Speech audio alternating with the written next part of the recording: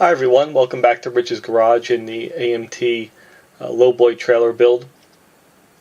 First off, I want to say welcome to all the new subscribers. Since I started building this, I've picked up quite a few new subscribers, and there seems to be a fair amount of interest in what I'm doing here, so I appreciate that. So I just wanted to give you a little update where I'm at with the trailer. What it's in right now is in the primer, and I used this is Krylon Freddie Brown primer. And what I wanted to do is use the salt technique for weathering, something that I haven't done before. And one of the reasons why you see the HO freight cars back here is just to give you a little bit of a contrast in some weathering stuff. Typically you get, nowadays anyway, ready to run freight cars. And if this is a little bit not backlit, I should say, because it's nighttime. But let me see if I can get some better lighting on some of this. So for this is right out of the box, this car, and typically to get texture on the weathering, what I'll use is a combination of things. Or a combination of things. I use oil paints, and I also use oil-based chalks to give it some depth. So let me see if I zoom in here a little bit really close here. You can maybe see how I get that bubbling effect. The oil paint is good for that, dabbing it on. But basically these are the same manufacturer, same paint, same everything. So you can see I can get that look of depth depending on the technique. Now, when I started to do this, I said, this is, if there's ever a model to weather, it's would be a lowboy construction trailer. And then that led me to, well, this would be a perfect opportunity to try salt technique. And so this is going to be my base rust color, this ruddy brown. And I did a little watching you guys YouTube videos on salting techniques, and a lot of people were saying you need to use acrylic based paints. I'm not so much worried about the salt or the water reacting with the paint, because based on what I've done here, I can blend and get depth and all that. So I'm good with if it doesn't react at all. I just wanted more to see when I spray over it and then take the salt off, what that kind of, that natural depth, what that looks like. I'm going to spray this with, I think I need to get some more, but this olive drab, if you watch my build of that P51, it's the same paint. I like the way this looks. I think this flat's going to look good. So that's where I'm at with the trailer. Oops, almost knocked over the camera. I wound up putting the beaver tail portion of this on before I primed it. There was just no other way around it. I couldn't do it separately and then try and glue it. So she's all together. So you can see, it's pretty happy with that. What I have here are some of the panels. Let me move this camera here for a second. Let's see if I can do this here.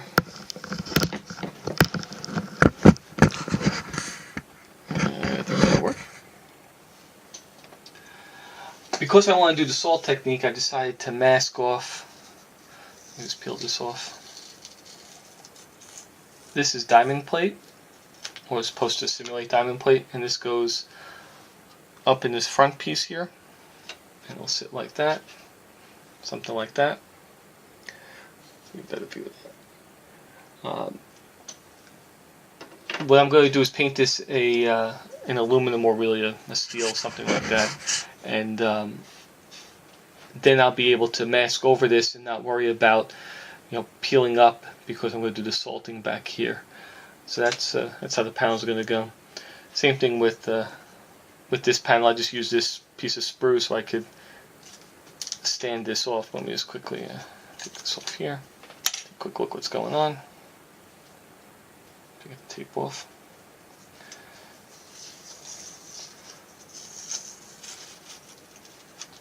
So same thing with this. this will be something like that. Give you an idea of what's going on here. And then these pieces have simulated wood decking. And I did this part because when you look underneath, it looks like it's just, you know, steel plate. They didn't put any detail in here. So this I'll salt. It'll be a good practice piece, even if it comes out goofy. It doesn't matter because it's on the bottom. For the wood, so quick. What I'm going to do is put a couple of drops of this carbon black ink and some alcohol, and then I'm going to do a light wash over this first and see what the grain looks like.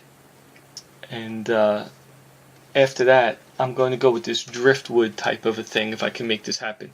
So I picked up driftwood, seemed appropriate, and I got this gray, and I have a couple other grays that I'll mix in, and then I'll either use that this Harvest Gold, or I'll use maybe that wood Model Master wood that I used on the deck of the other flatbed trailer in spots. I may or may not put any type of wood grain on it. I may just distress the whole thing. We'll see. I also picked up some chestnut to see if maybe I want to blend that in. But this upper piece here probably wouldn't have gotten as much wear as you know, moving heavy equipment up and down here. So I'm going to probably put maybe some color of that the wood is preserved, or maybe I'll recreate like one board was replaced or something like that. The rest of the deck, let's stick that down there.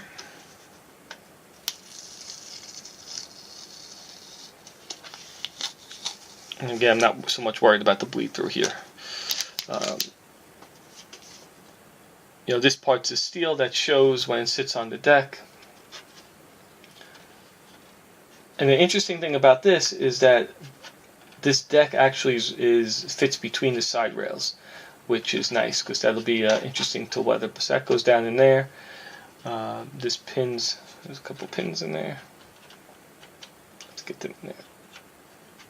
Well, something like that. I'll get that in when I put it together, but that's what it's going to look like. So I'm really going to distress this deck and try to get that driftwood look. What I'm figuring is that when I get to the weathering, I'll probably just record it and then see if there's anything, even if typically what I do is I just throw some music on, you know, fire up the iTunes and just have at it like you see with doing the freight cars. This particular one, freight car history, the Pacific Fruit Express was jointly owned by the Union Pacific and Southern Pacific, and then at some point, I think in the mid-70s, they decided to split the company, and that's why they re-stenciled them. This would be Southern Pacific owned. There was other ones that would say UPPE, and then later on, I guess late 80s they started, but into the 90s, the UP absorbed Southern Pacific, so it became all one railroad. So that's the little railroad history. But yeah, so this is you know, you can get a lot of little fuzz here, detail and texture just by working with the oils and then letting that dry, and then I flat finished over this. But this is pretty much kind of the look that I'm looking for on the, you know, especially on the top surfaces, the rails where they would have got scratched up, especially back here on the back deck, you know, where you know, you're bringing equipment on and off on this steel. So that's that, guys. Just want to give you a quick little update on that. Like I said, I'll do some recording, and then even if there's no sound, maybe I'll just do some rough edit and show you as I'm doing some of the weathering. Alright guys, until next time, take care.